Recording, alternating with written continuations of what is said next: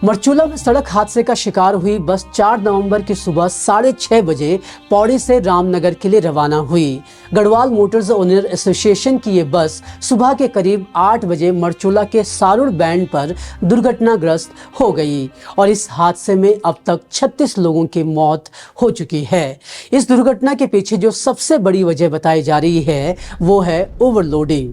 जी हाँ, बताया जा रहा है कि 42 सीटर बस में 63 लोग सवार थे। बस के क्या हाल थे उसका जिक्र हादसे के पीड़ित रमेश ने बताया। रमेश ने अमर उजाला को बताया, मैं पौड़ी गढ़वाल के किनार से बस में सवार हुआ। धीरे धीरे बस में सवारियां बढ़ती गईं। सभी हंसी खुशी बस से सफर कर रहे थे। कोई दीपावली मनाकर शहर लौट रहा था तो कोई गांव से पूजा पाठ कर वापस आ रहा था। मरचूला आने से पहले बस में इतने यात्री हो गए कि सब एक दूसरे पे चढ़े जा रहे थे। हाथ पैर हिलाना भी मुश्किल हो गया था। चालक बस सही से चला रहा था लेकिन भीड़ की वजह से उसका हाथ भी बार बार टकरा रहा था। जैसे ही बस मरचूला के तीव्र मोड़ पर पहुंची तो खड़ी सवारियां बस में एक तरफ झुक गई और तब चालक स्टीयरिंग घुमा नहीं पाया। इससे बस आगे बढ़ने की बजाय खाई की तरफ बढ़ गई और एक तेज आवाज हुई। बस 1-2 बार पलटी, तभी मेरी आंखें बंद हो गईं और जब होश आया तो मैंने खुद को अस्पताल में पाया। पीड़ित रमेश के बयान से ये अंदाजा लगाया जा सकता है कि बस किस तरह से खचाखच भरी हुई थी। ऐसे में ड्राइवर के ऊपर सवाल उठना लाजमी है कि उसने क्यों इतने लोगों को बस पर चढ़ाया।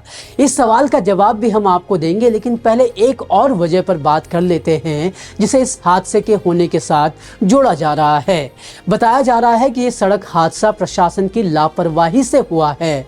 2 साल में लोक निर्माण विभाग को यहाँ क्रैश बैरियर लगाने के लिए 7 करोड़ रुपए दिए जा चुके हैं, लेकिन इस मोर्चे पर अभी तक काम नहीं हुआ। खुद ट्रांसपोर्ट डिपार्टमेंट के ज्वाइंट कमिश्नर सनत कुमार सिंह ने कहा कि क्रैश बैरियर इस सड़क पर लगे ही नहीं थे। वो कहते हैं कि क्रैश बैरियर ऐसे हादसों में जिंदगी बचाने में काफ़ी ज़्यादा कारगर साबित होते हैं। क्रैश बैरियर नहीं लगाने पर मुख्यमंत्री पुष्कर सिंह धामी ने सख्त नाराज़गी जाहिर करते हुए जांच के आदेश दिए हैं। 42 सीटर बस में 60 से ज़्यादा लोग सवार थे, लेकिन कहीं पर भी इस बस को रोका नहीं गया। जब सवाल उठे कि ओवरलोड होने के बावजूद इस बस को आगे जाने की अनुमति कैसे मिल रही थी, तब जवाब में सीएम धामी ने 2 प्रभारी एआरटीओ को निलंबित कर दिया। सनत कुमार सिंह इस हादसे के लिए कई वजहों को जिम्मेदार बताते हैं। वो कहते हैं कि ओवरलोडिंग के अलावा रोड की बुरी स्थिति की वजह से ये सड़क हादसा हुआ है। उन्होंने ये भी जानकारी दी कि शुरुआती जांच में सामने आया है कि दुर्घटनाग्रस्त हुई बस में कुछ मैकेनिकल इश्यू भी था और इसकी जानकारी एक्सीडेंट से पहले ही हो गई थी, लेकिन इस पर ध्यान नहीं दिया गया। पहाड़ों में जितने भी लंबे रूट होते हैं वहां पर कुछ निश्चित दूरी पर चेक पोस्ट बने होते हैं। इन चौकियों पर अक्सर ये चेक किया जाता है कि बस ओवरलोड तो नहीं है या फिर बस में कुछ और गड़बड़ तो नहीं है। लेकिन मरचूला में हादसे की शिकार हुई इस बस की जैसे चेकिंग हुई ही नहीं, या चेकिंग हुई थी तो शायद ओवरलोडिंग को अनदेखा कर दिया गया। इस पर सनत कुमार सिंह कहते हैं कि फेस्टिव सीजन में ओवरलोडिंग को चेक करना एक चुनौती हो जाती है।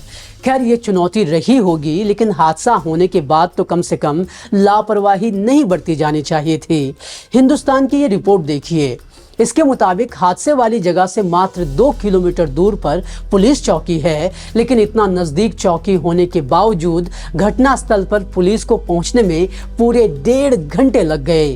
वहीं जिस एयर एम्बुलेंस को ऐसे मौकों के लिए रामबाण और संजीवनी बताया जा रहा था, वो भी मौके पर काम ना आ सकी।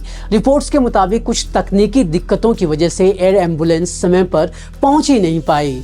बड़ी मशक्कत के बाद एयर एम्बुलेंस दोपहर में यहाँ पहुंची और तब जाकर कहीं 6 लोगों को एयरलिफ्ट करके ऋषिकेश एम्स ले जाया गया। खैर, मरचूला सड़क हादसे में 27 लोग घायल बताए जा रहे हैं, जिनका फिलहाल इलाज चल रहा है। हादसे की मजिस्ट्रेटी जांच के आदेश दिए गए हैं, लेकिन यहाँ सवाल एक बार फिर वही खड़ा होता है कि क्या सिर्फ मुआवजा देने से ही जिम्मेदारियां पूरी हो जाती हैं? क्यों हर साल रोड सेफ्टी के मुद्दे उठाए जाते हैं, एक्शन लेने की बात की जाती है और उसके बावजूद रोड एक्सीडेंट्स कम नहीं होते?